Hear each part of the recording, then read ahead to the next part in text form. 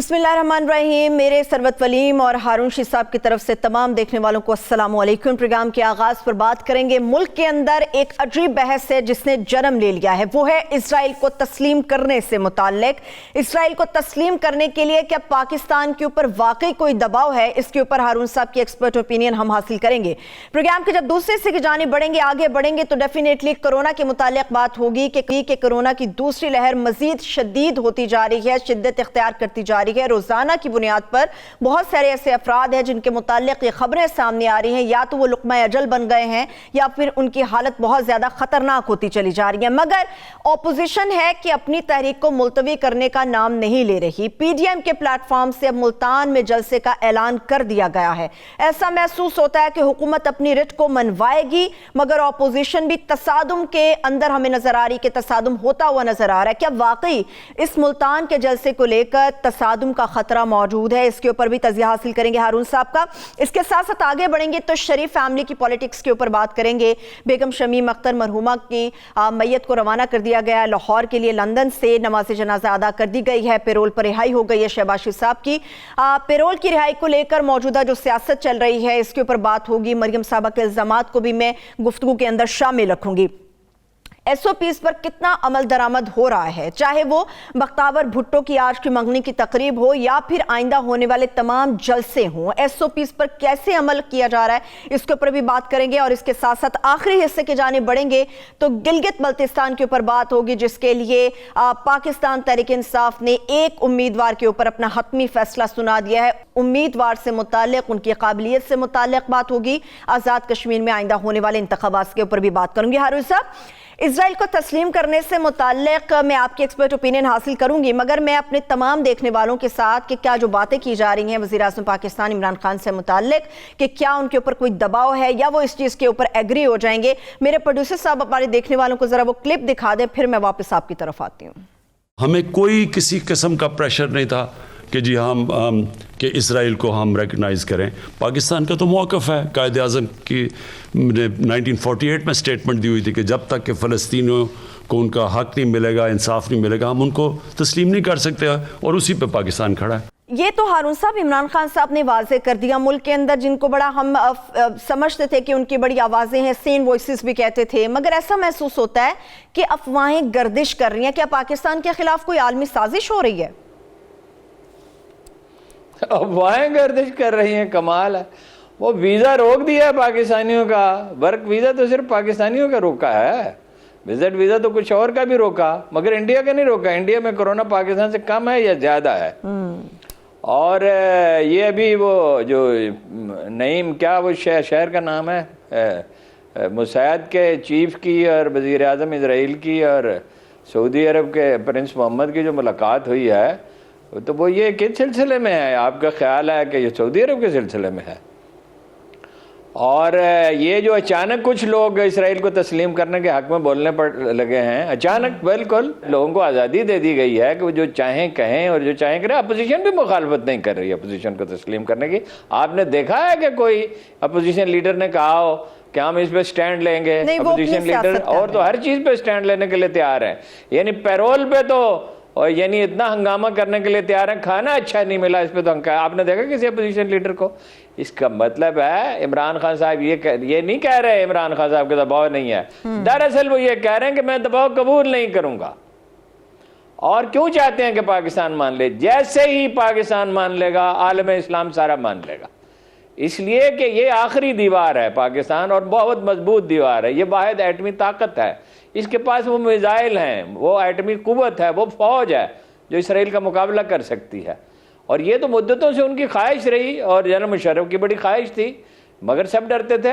और इमरान खान साहब एक बात बहुत अच्छी तरह जानते हैं, और हम सब जानते हैं, जिस हुकूमत ने इसराइल को तस्लीम किया, जिस हुक्मरान को वो रहेगा नहीं, और जिस किसी ने भी इस्टेब्लिशमेंट में से भी हमायत की, वो आवाम का गैज़ व गज़ब का सामना करेगी। आपने देखा नहीं अभी इस जनाजे को, क्या वो कोई अपना ख्वाजा निज़ामुद्दीन औलिया थे, खादिम हुसैन रिजवी क्या थे वो? मतलब कोई मोइनुद्दीन चिश्ती थे, दाता गंज बख्श थे? बस वो एक बात करते थे रसूलुल्लाह सल्लल्लाहु अलैहि वसल्लम की, उनका जिक्र करते रहते थे। यही था ना बिल्कुल। या इसके सिवा भी ऑरेटर अच्छे थे, हाफजा अच्छा था, इकबाल के शेर पढ़ते थे और कम्युनिकेटर बहुत अच्छे थे और कल्चर को समझते थे, मकामी कल्चर को। कितनी खलकत जमा हुई, कभी ऐसे जनाजा हुआ है पाकिस्तान में? कितने बड़े बड़े लोग उठ गए, ऐसा कभी जनाजा हुआ है?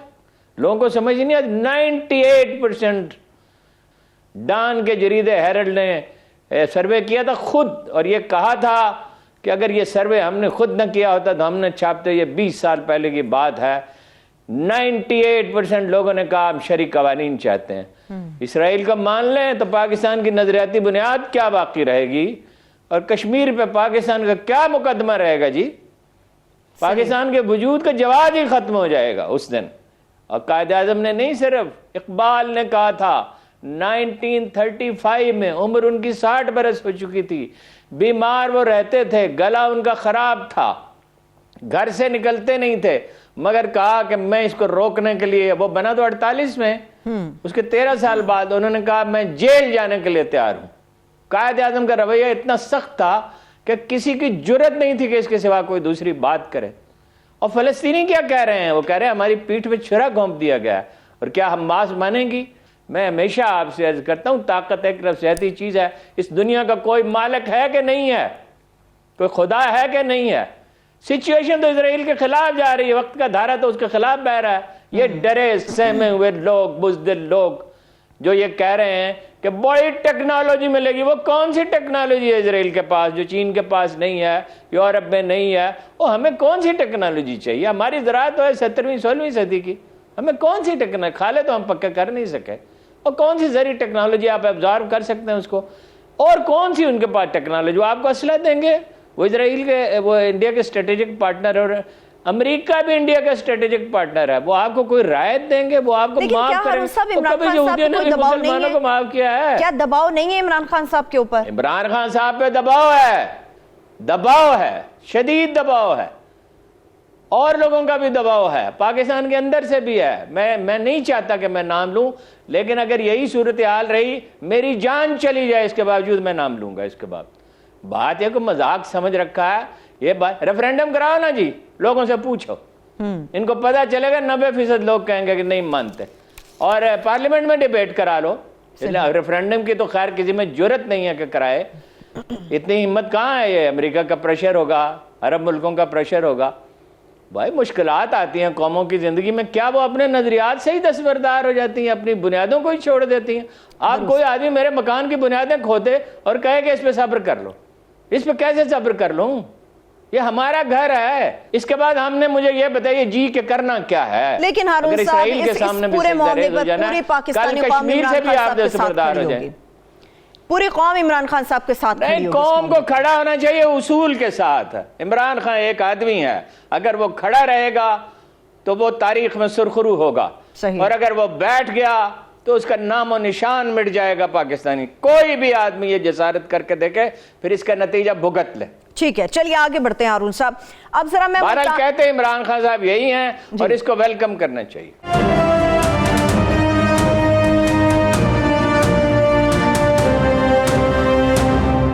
मुल्तान जब मैं बात करूंगी, जलसे की तसादुम होगा, क्या हालात बन सकते हैं, गिरफ्तारियां हो रही हैं, लेकिन एक अहम मामला है जिसने मुझे वर्ता हैरत में डाला है, वो है गिलानी खानदान का एक्टिव होना। काफी अरसे के बाद नजर आए हैं। कोई और अनासिर है पीछे, कोई और मकासिद हैं, या वाकई मेरी ये गलत फहमी है? नहीं, गिलानी साहब देखिए ना, उन्हें कोई अहमियत नहीं दी गई। आपने देखा जितने जलसे हुए वो वजीर आजम रहे थे, उनके मुकाबले में तो राजा परवेज अशरफ को ज्यादा अहमियत दी गई। वो चंद महीने रहे थे, और कोई, आप सब जानते हैं कि वो कोई नेकनाम आदमी नहीं है। नेकनाम तो खैर ये भी नहीं है, वो रुदवान की बेगम ने जो हार दिया था सैलाब जदगान के लिए, अपने बीवी को दे दिया था। देखिए ये इलेक्शन लड़े, 3 सीटों से कौमी असम्बली का, खुद लड़े, साहबजादे लड़े 2, तीनों सीटें हार दी, तीनों सीटें हार दी। कोई पीटीआई से हार दी, कोई नून लीग से हार दी, कोई अपना मुस्लिम लीग से हार दी। एक साहबजादे इनके एक एमपीए की सीट पे जीते सिर्फ, बाकी हार गए। तो अब वो ये बाकी जलसे का ये है, देखिए वहाँ पूरी जिम्मेदारी से मैं आपको बता रहा हूँ, नहायत रिलायबल सोर्सेज ने मुझे बताया है कि इस्टेब्लिशमेंट तो कोई दखल नहीं दे रही है। एक वो सोचते थे एक ज़माने में इस्टेब्लिशमेंट वाले कि भाई ये जलसों की नहीं होनी चाहिए कवरेज, मीडिया कवरेज ही है सब कुछ इसमें, और जलसे में क्या खाक होता है इसके। बिल्कुल। लेकिन इंतजामिया पे उन्होंने छोड़ दिया है। पीपल्स पार्टी की स्ट्रेटेजी ये है कि या तो वो उस जलसागाह में करें जहां पानी छोड़ा गया मगर उसकी सीढ़ियों पे तो पानी नहीं है, या स्टेडियम में करें, और अगर नहीं तो फिर जहां ये कंटेनर लगाए गए हैं वहां करें, कुछ ना कुछ करेंगे। लोकल लोग कम होंगे, ज़्यादा लोग मुजाफात से आएंगे। मुजफ्फरगढ़ में काफ़ी बड़ी पॉकेट है पीपल्स पार्टी की। एक ज़माने में इस इलाके की सबसे बड़ी पार्टी थी, 300 से ज़्यादा दफातर सिर्फ मुल्तान शहर में थे पीपल्स पार्टी के। लेकिन अब वो ख़त्म हो चुकी है, पूरे पंजाब में, जनूबी पंजाब में भी ख़त्म हो चुकी है। ठीक है, लेकिन हारून साहब, तो तसादम का खतरा मुमकिन है, लेकिन ये मैं इसको कोई अक्लमंदी नहीं समझता, ये कोई दानाई नहीं है। वो देखिए, जलसा तो पेशावर की भी इजाजत नहीं, जलसे की तो किसी की इजाजत ली नहीं इन्होंने, शायद कहीं इजाजत मिली होगी, तो वो नहीं आ सकेंगे। बिलावल, मेरी अभी थोड़ी देर पहले की इत्तला है कि वो शायद ना आ सकें। वो तो मुमकिन ही नहीं हारून साहब, वो तो इस वक्त कोरोना में मुब्तला है। बिलावल भुट्टो जरदारी, वो तो उनका मुमकिन ही नहीं आना। वो उस पे भी नहीं, वीडियो पे वैसे भी भी खिताब नहीं कर सकेंगे। अच्छा, ठीक है। नहीं, मुश्किल लग रहा है। और आसफा को बहुत समझा जाता है कि पॉलिटिकली वो बहुत ही सूझबूझ रखती हैं और एम्बिशियस भी बहुत हैं, एग्रेसिव हैं, और वो शायद वो आए, और वो आएंगी तो लोग जाएंगे कुछ ना कुछ जलसे में। बिल्कुल हारून साहब, ये तो गिलानी साहब ने इस पे कंफर्म किया कि आसफा भुट्टो आएंगी, सरप्राइज देंगी, और डेफिनेटली अगर वो खिताब करते हैं तो कोई बहुत बड़ी बात इसका मतलब है होने जा रही है। सरप्राइज की बात की, सबको पता चल गया वो आएंगे। बिल्कुल, आपने हारून साहब तसादुम के बाद डालना चाहिए भाई। आपने या तो आप इस काबिल होंगे, आप रोक दें, इस काबिल तो आप है नहीं। आप रैलियां नहीं रोक सके, चंद आदमियों को गिरफ्तार किया, अगले दिन अदालत ने रिहाई दे दी। और ये पाबंदी लगाएं तो अदालत इजाजत दे देगी, मतलब ये अगर ये जाएं अदालत में, मेरा ख्याल है अदालत इजाजत दे देगी। ये देखिए ना, ये बहुत एक पेचीदा सूरत हाल होती है। लेकिन कौन सा तूफान आया हुआ है जी इनके जलसों से? पेशावर के जलसे में क्या हुआ? कितने लोग आए? कराची में वो था दिन जब वो हमला हुआ था बेनज़ीर पे, मोहतरमा पे, जो 150 आदमी कत्ल हो गया था, वो दिन मनाया गया था। यहाँ पीपल्स पार्टी के यौम तासीस मनाया जा रहा है। और कोयटा में कितने लोग थे? सिर्फ पश्तून बेल्ट के लोग थे, वो अचकज़ई साहब लाए और मौलाना फजलुर रहमान लाए। पेशावर में सिर्फ मौलाना फजलुर रहमान के लोग थे, आम आदमी तो शरीक नहीं हो रहे। फिर ये कि देखिए, लंबा वक्फा हो गया है इस दफ़ा, और मौसम सर्द हो गया। मुल्तान में तो खैर खनकी है, सर्दी नहीं है। मुल्तान में ठंडी हवा कुछ दिन के लिए आती है, कंधार की हवा जिसे कहते हैं, जो साइबेरिया से चलती है और अफगानिस्तान से होती हुई पाकिस्तान में दाखिल होती है। अभी खनकी है। लेकिन ये गिरफ्तारियां जो हो रही हैं वो मिड लेवल लीडरशिप की हो रही हैं, प्रोमिनेंट वर्कर्स की। उससे कोई खास फर्क नहीं पड़ेगा, न लीडरों की गिरफ्तारियां हो रही हैं न नीचे के वर्करों की। कोई इंटेलिजेंस का नेटवर्क नहीं है, या ये एक पॉलिसी है जो मेरी समझ से बाहर है। बिल्कुल हारून साहब, मुझे ब्रेक की तरफ अभी जाना है। ऑपोजिशन ने बहुत हो रही है, इससे इशू बनता जा रहा है। साहब बिल्कुल, ऑपोजिशन ने कुछ किया हो या ना किया हो, इन जलसों की वजह से कोरोना बहुत फैल गया। एक छोटी सी ब्रेक से वापस आकर कोरोना से मुताल्लिक बात करेंगे। और जहां तक हारून साहब ने तसादुम के हवाले से बात की है, मैं कुछ ऐसे क्लिप्स आपके साथ शेयर करूंगी जिसमें आपको अंदाजा होगा कि ऑपोजिशन का इस प्लेटफॉर्म के जरिए, पीडीएम के प्लेटफॉर्म के जरिए क्या करने का मूड है। छोटी सी ब्रेक, हमारे साथ रहिए।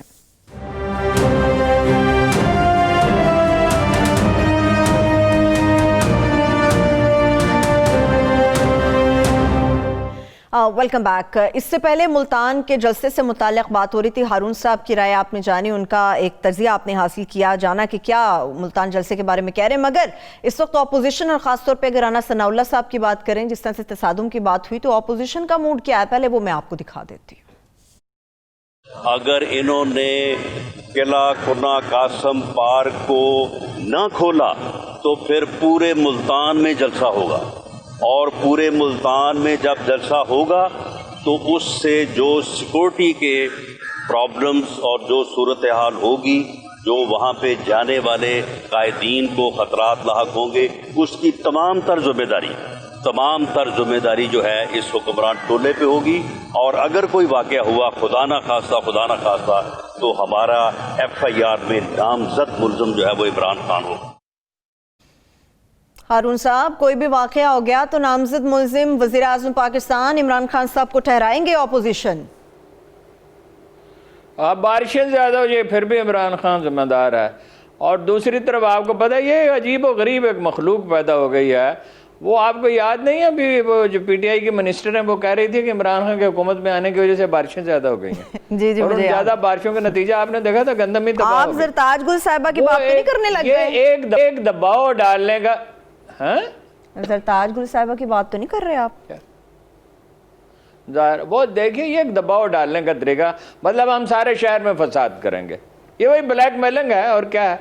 ओ भाई खुदा के बंदो, कोरोना इस बुरी तरह फैल रहा है, 2-3 तक आ गए थे, 0 भी एक दिन था डेथ रेट, यानी किसी शख्स का इंतकाल नहीं होता। अब वेंटिलेटर्स कम पड़ रहे हैं, बावजूद इसके कि अब तजुर्बा ज़्यादा है, 5 रुपए का मास्क मिल जाता है, डॉक्टरों ने बहुत कुछ सीख लिया है। और मतलब 8-9 महीने एक बड़ा लंबा अरसा होता है, अच्छे डॉक्टर बहुत कुछ सीख लेते हैं। इस वक्त सूरत हाल ये है कि शादी हाल वाले भी कहते हैं कि हम बगावत कर देंगे। भाई स्कूल बंद हैं, बाजार जल्दी बंद करने पड़ रहे हैं, तालीमी अदारे सब बंद करने पड़ रहे हैं, और आपको जलसों का शौक है ना उस जलसों का कोई इम्पैक्ट होगा। दबाव के हथकंडे हैं और क्या है ये, इन जलसों से क्या, जलसों से कभी हुकूमतें गई हैं? चाहते ये हैं कि इस्टेब्लिशमेंट और हुकूमत के दरमियान इख्तलाफात पैदा हो, वो दबाव महसूस हो और इमरान खान को रुखसत करे। ये है टारगेट। हुकूमत भी बड़ी तैयार बैठी हुई है, वो कहते हैं कि जलसों से नहीं हम वो बच्ची की माशाल्लाह आज मंगनी हुई है, बात सुन लें, वो बच्ची की माशाल्लाह मंगनी हुई है आज, तो कितनी एहतियात उन्होंने रवा रखी और अच्छा किया। बहुत अच्छा, मैं उसके खिलाफ नहीं हूं बिल्कुल। भाई आप देखिए ना, 6 हमारे खिलाड़ी गए वहां न्यूजीलैंड में, तो क्या नेकनामी हुई जी पूरे यूरोप में और पूरी दुनिया में पाकिस्तान की। तो अगर उन्होंने किया तो अच्छा किया और चंद लोगों को बुलाया। इसी तरह रस्म कुल पे मोहतरमा शमीम अख्तर साहिबा जो हैं, जिनका इंतकाल हुआ है, उनकी वालिदा मोहतरमा का, नवाज शरीफ साहब की और शहबाज शरीफ साहब की, तो उन्होंने कहा सिर्फ खानदान के लोग शरीक होंगे, तो अच्छा कर रहे हैं, बहुत अच्छा कर रहे हैं, ठीक है। तो मतलब ये कीड़े मकोड़े हैं, ये जो अल्लाह की मखलूक है, ये कीड़े मकोड़े हैं, इनकी जानों को दांव पे लगा दो, ये मरते रहे। क्या ये हमारा ये काम ये रह गया कि हम लीडरों के लिए मरते चले जाएं? और ये कल मौलाना फजलुर रहमान साहब आ जाएंगे और नवाज शरीफ आ जाएंगे और शहबाज शरीफ आ जाएंगे और जरदारी साहब आ जाएंगे, तो क्या फायदा होगा इस मुल्क को, ये तो बताएं।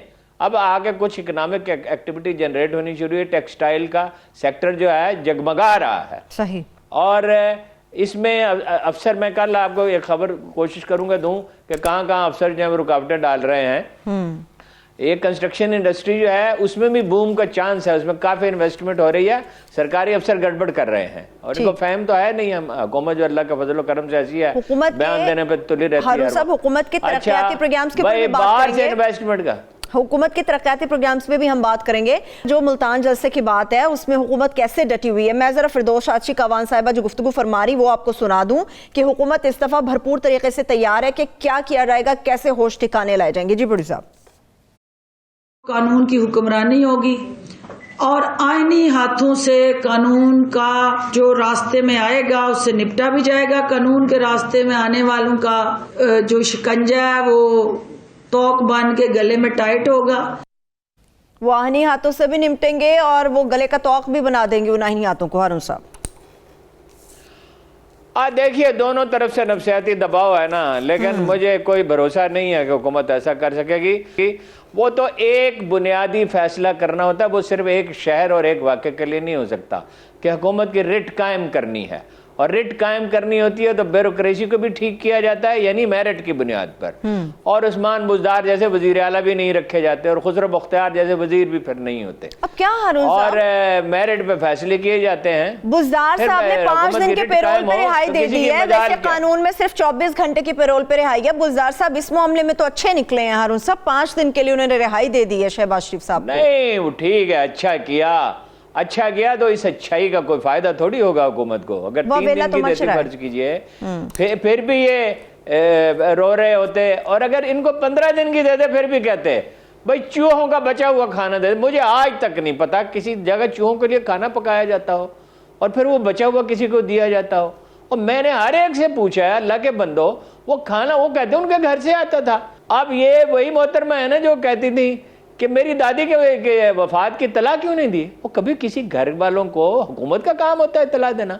आप खुदा न खास्ता जेल में पड़ी हुई तो नहीं है, और इन्हें पता था, मालूम था सिर्फ हुकूमत को मतून करना है कि वो चूहों का बचा हुआ खाना, आपको पता है कि पिछले बरस अलीम खान ने को 8 करोड़ रुपए खर्च करके वहां पे सारी जेल की मरम्मत कराई करवाई हैं और खाने का बंदोबस्त किया और उसके मुस्तकिल अखराजात वो देते हैं। वो खाना हमने खाया है, कोट लखपत जेल का नहायत उम्दा खाना होता है। अव्वल तो इन्होंने खाया नहीं, और खाया तो वो पहले चूहों को पेश किया जाता है। वो एतजाज हसन साहब ने कहा ना इन चीज़ों के बारे में, बाद औक़ात एतजाज हसन कमाल राय देते हैं डट कर कि किसी की मजाल है कि नवाज शरीफ की बेटी को फफूंदी लगा हुआ खाना खिलाए। उन्होंने कहा फफूंदी भी लगी दवाएं थी हारून और साहब, फंगस वाला खाना। अच्छा, दवाएं फंगस वाली आपने क्यों खा ली? फंगस वाली दवा कोई खाता है? कोई खाता है? ये कोई बात कोई अकल में आती है? ये उतनी ही सच्ची बात है जितनी ये है कि इनकी लंदन में कोई प्रॉपर्टी नहीं थी और पाकिस्तान में भी कोई प्रॉपर्टी थी। फिर कहां से निकल आई 80-90 करोड़ की प्रॉपर्टी? और इनके फ्लैट भी नहीं थे लंदन में, फिर वो निकल आए। और इन्होंने कोई जनरल मुशर्रफ से कोई वादा भी नहीं किया था। फिर सऊदी इंटेलिजेंस का आदमी आया और उसने दिखाया ये एग्रीमेंट 10 साल का है। फिर पहले कहा हुआ ही नहीं, फिर कहा 5 साल का है, फिर उसने दिखाया आके ये है 10 साल का। तो इसके बारे में क्या कहा जाए? ठीक है, वैसे ये एक पार्टी और एक लीडर की बात नहीं है। जहां तक खाने की बात है तो वो विजुअल्स ऑन रिकॉर्ड पड़े हैं कि कैसे टोकरी सच के आती थी, वो चाहे शहबाज शरीफ साहब हों या फिर मरियम साहबा हों या फिर नवाज शरीफ साहब हों, ये इन सब की टोकरियां घरों से सच के आती रही हैं खाने की। मुझे एक बड़ा अहम सवाल आपसे पूछना है हारून साहब, शहबाज शरीफ साहब से खानदान में रिवाज है, मैं आपको बताऊं, इनके खानदान में रिवाज ये है 6, 7, 8 खाने होते हैं, नाश्ते पे भी, दोपहर में भी, रात में भी। एक दिलचस्प बात आपको ये बताऊं कि between the breakfast and lunch Nawaz Sharif साहब कुछ खाते हैं, एंड बिटवीन द लंच और डिनर भी कुछ खाते हैं। अच्छा, और वो खास किस्म के खाने हैं, खास तरह के बावर्ची हैं। ठीक, मुझे एक बड़ा अहम सवाल पूछना है। हमजा के लिए मैंने चेक किया था, जो खाना जाता था कम से कम 4 किस्म का नाश्ता होता था, इसी तरह खाना होता था, इसी तरह रात का खाना होता था। अब ये सब बादशाह हैं, सारी कौम इनकी खिदमत में लग जाए, वो फिर पता है उसका अंजाम क्या होता है? बहादुर शाह जफर के लिए ये जो चंबेली जिसे हम कहते हैं, मोतिया भी कहते हैं, इसके पीछे जो एक सब्ज डंडी होती है वो तोड़ के सुखाई जाती थी, उसमें कीमा पकाया जाता, फिर वो तनावल फरमाते थे और मुसलसल वो कर्ज लेते रहे और सल्तनत उनकी चली गई। ये खाने की ऐसी क्या वीकनेस है भाई?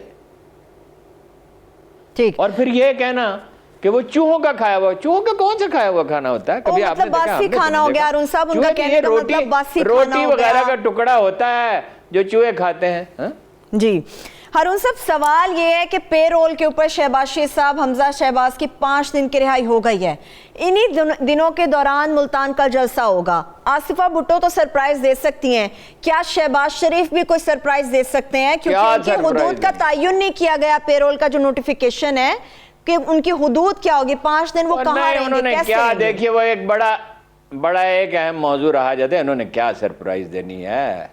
शहबाज शरीफ साहब में दमखम नहीं है, कोई बात कहेंगे बाद में आपको पता है नहायत आसानी से मुकर जाते हैं। उन्होंने कहा नहीं था कहाँ के सीटूंगे उसको, जरदारी साहब को, फिर किस आसानी से मुकर गए थे, बल्कि माफी मांगी थी। वो इनकी इन बातों पर न जाए। वो इतनी अहम डेवलपमेंट एक हुई है, चौधरी साहब गए हैं, चौधरी साहबान के, इमरान खान आपने पूछा ही नहीं उसका। मुझे याद है अरुण साहब, एक मुलाकात की कहानी तो वैसे सर्कुलेट कर रही है, जो अहम मुलाकात की बातें आपके पास होंगी वो आप ही हमें बता सकते हैं।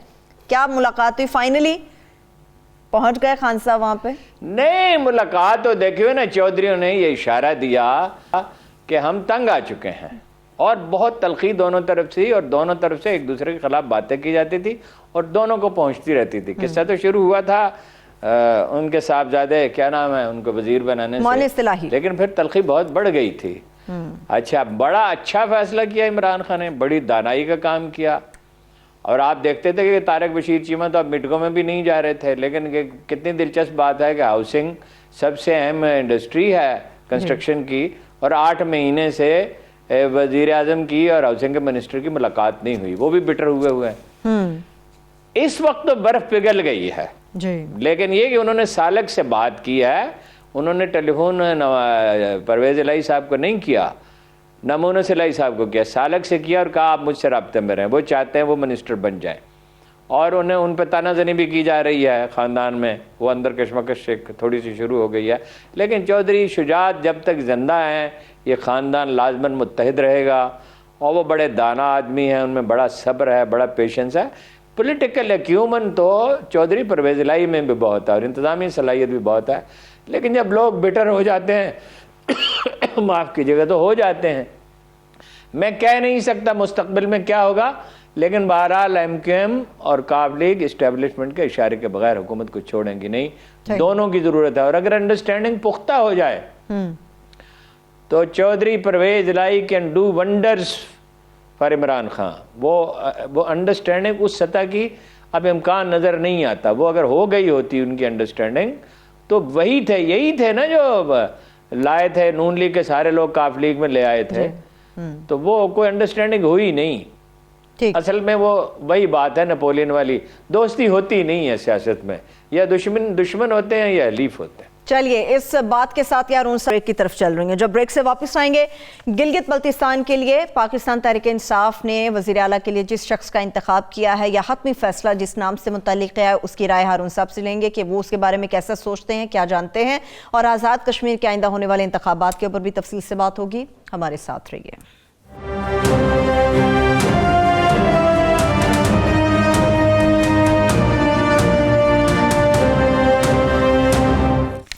Welcome back. गिलगित बल्तिस्तान के लिए पाकिस्तान तहरीक इंसाफ की जानिब से नौजवान क़यादत का इंतखाब किया गया है, ताकि गिलगित बल्तिस्तान की आवाम के रोशन मुस्तकबिल और रहनुमाई के लिए जिस शख्स का इंतखाब किया जाना ज़्यादा मकसूद है, वो PTI के नज़दीक एक नौजवान क़यादत होनी चाहिए। बैरिस्टर खालिद खुर्शीद साहब है, जिनके लिए हतमी फैसला किया गया तहरीक इंसाफ की तरफ से। कहा जा रहा है पढ़े लिखे हैं, डेडिकेटेड हैं, पुरअज़्म हैं, आवाम के लिए काम करेंगे। मगर हारून रशीद साहब इस बारे में क्या राय रखते हैं, वो हारून साहब से जानते हैं। हारून साहब, बैरिस्टर खालिद खुर्शीद, इनके बारे में है कि काफ़ी पढ़ी लिखी फैमिली से बिलोंग करते हैं, खुद भी माशाल्लाह से पढ़े लिखे हैं, तो गिलगित बल्तिस्तान की आवाम के लिए एक अच्छा इंतखाब है ये।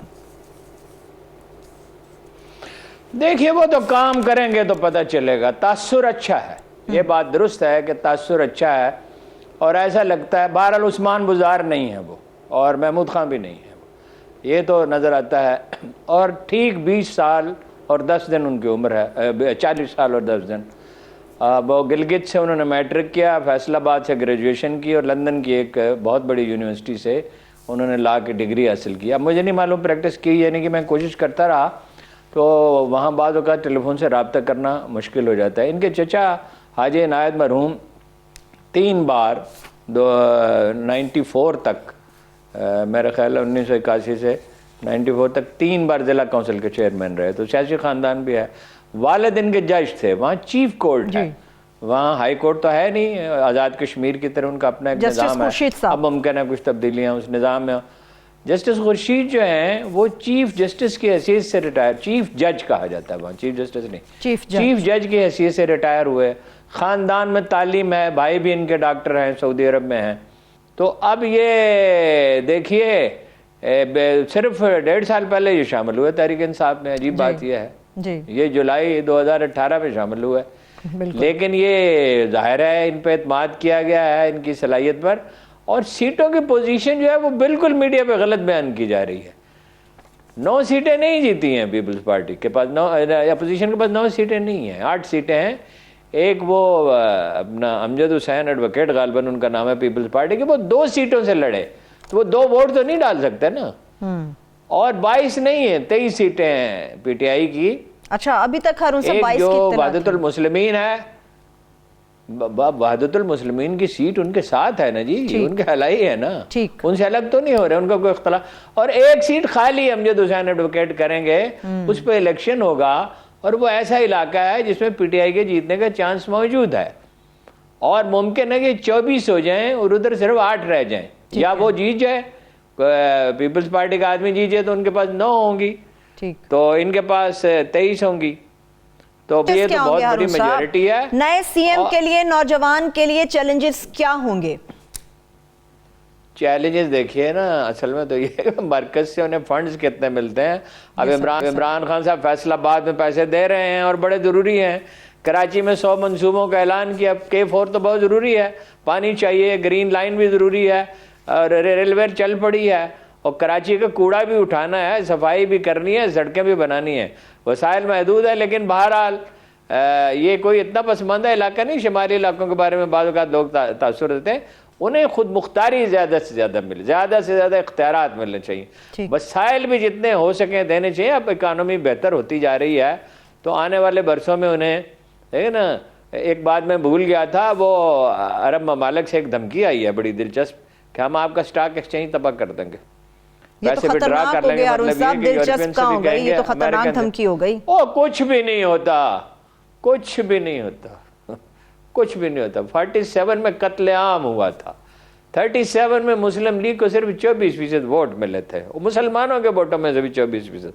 कोई आसमान कभी नहीं गिरता, जमीन कभी नहीं फटती, एक ही दफा फटनी है, एक ही दफा आसमान गिरना है। उन्हें जरूरत है, इनका दिफा कौन करने वाला है? सऊदी अरब का। जिस दिन इसराइल ने इन पे हमला तो एक दिन करना है, ये तो लिखा हुआ है तकदीर में, और वो कोई इसको छुपाते थोड़ी हैं, उनके नक्शे भी हैं। तो क्या ये हमारे बगैर कोई जंग लड़ लेंगे? ये हमारे और तुर्कों के बगैर सर्वाइव ही नहीं कर सकते। अमेरिका इनका दिफा करेगा, अमेरिका तो इनकी मदद करेगा, अमेरिका तो उन्हें ब्लैकमेल कर रहा है। एलानिया कभी किसी तरह इस तरह हलीफ की तौहीन की है कभी किसी ने? डोनाल्ड ट्रंप ने कहा 1 हफ्ता इनकी हुकूमत नहीं रह सकती हमारे बगैर। तो कोई ऐसी घबराने की बात नहीं है। बाकी जो खालिद खुर्शीद साहब परफॉर्मेंस देंगे तो उस पर राय देंगे, ठीक है।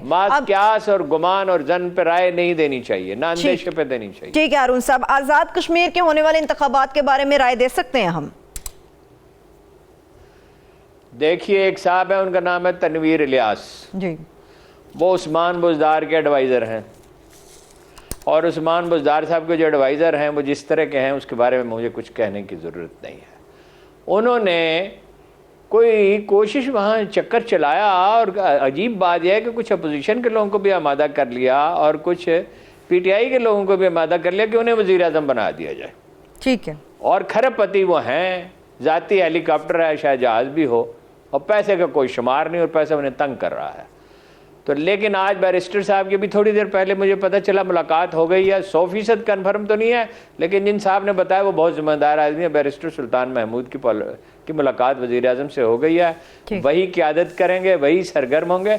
और दिलचस्प बात एक ये है कि गिलगित बल्तिस्तान के बरक्स और दूसरे इंतखाबात के बरक्स यहाँ PTI ने सबसे पहले काम शुरू किया है, और नून लीग से कुछ लोग जाएंगे उधर। ख्वाजा फारूक हैदर साहब ने हलफ लिया है लोगों से, कुरान मजीद पे तो शायद नहीं लिया, ऐसे लिए हलफ लिया कि पार्टी नहीं छोड़ के जाएंगे, लेकिन बहरहाल इसका क्या कहा जाता है। और बहुत धड़ाधड़ पैसे जारी किए हैं, जैसे शाहिद खाकान अब्बासी ने जारी किए थे कि तरक्याती स्कीमों के लिए आखिरी दिन 200 अरब रुपए जारी किए थे शाहिद खाकान अब्बासी। जी बिल्कुल याद है। लेकिन मेरा ये ख्याल है कि ये नफसियाती एज अब हासिल हो चुका है PTI को।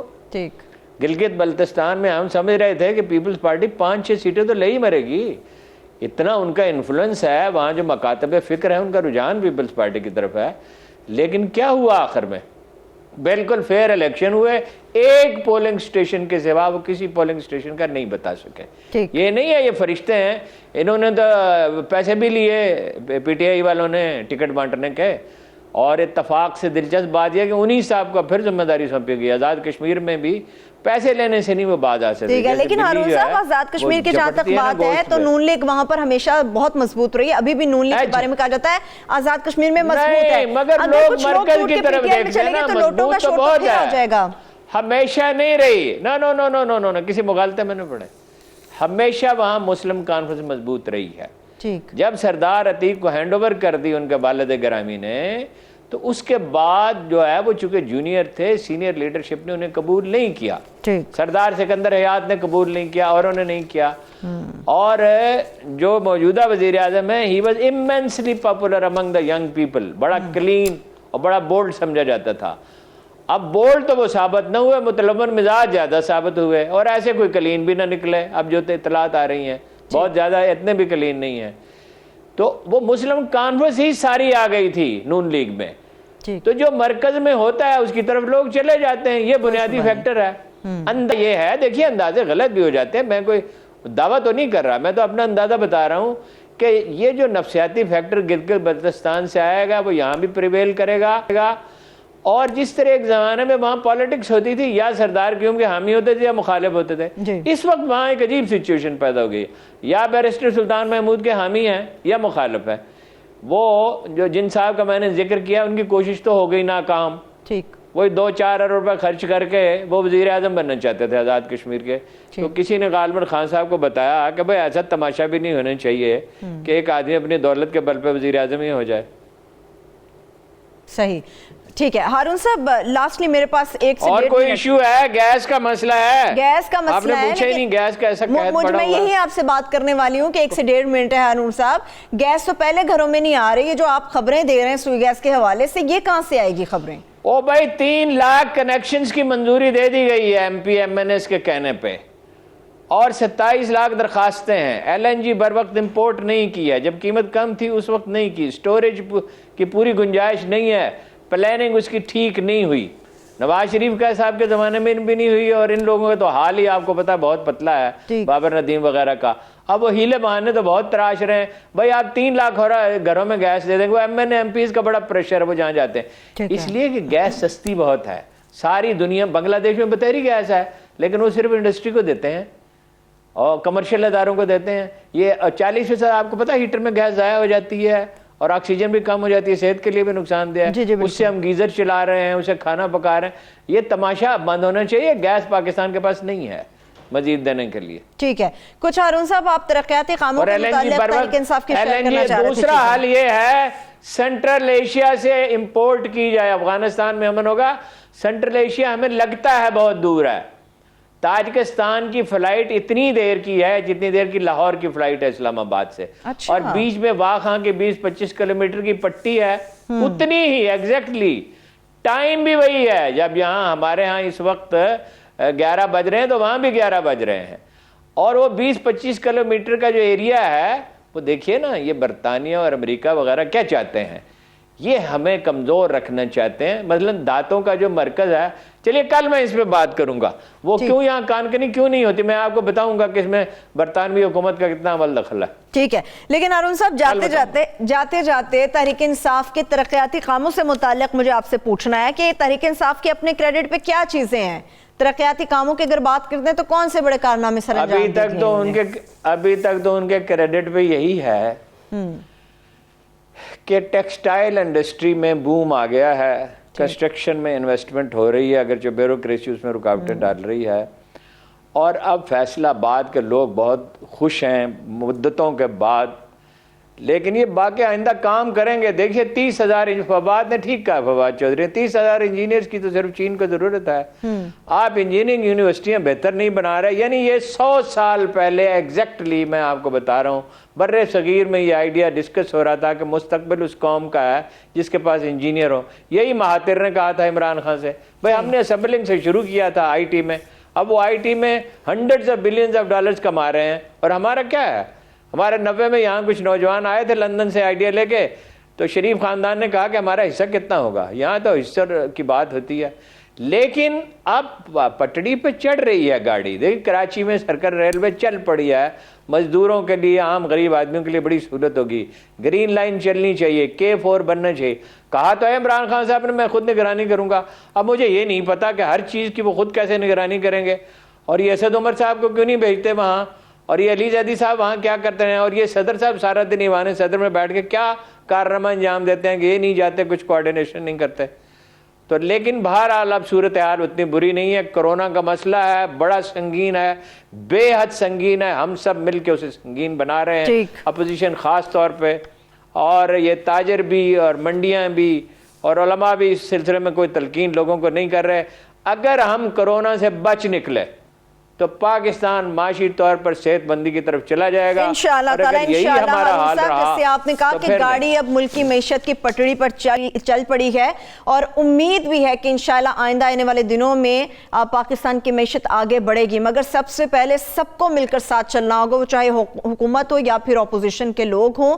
कोरोना को शिकस्त देंगे तो ही हमारी मैशत आगे बढ़ेगी। बहुत शुक्रिया, थैंक यू सो मच। मेरे तमाम देखने वालों का शुक्रिया।